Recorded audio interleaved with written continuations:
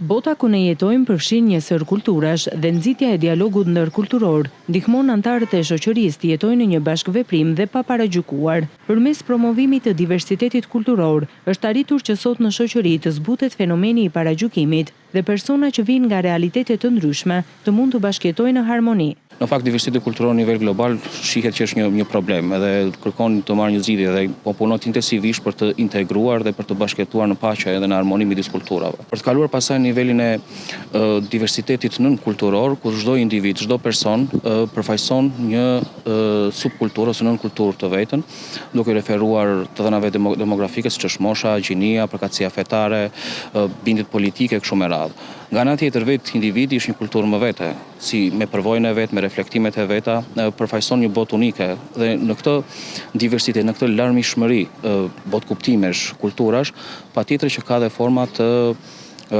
ndërveprimit, të cilat mund të jenë konfliktuoze, po pse jo disa janë edhe të mirë kuptuara dhe bashkëjetojnë në harmoni me njëra tjetrën. Por ka raste diskriminuese në shoqërinë tonë sa i takon grupeve të ndryshme, etnike apo pakicave minoritare.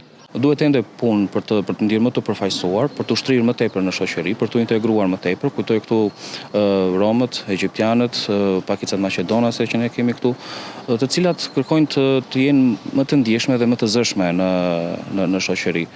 Gjithashtu ligji shqiptar për sa i përket minoriteteve dhe pakicave kombëtare është i favorshëm dhe si të thuash është brenda paketës ose direktivave të Bashkimit Evropian.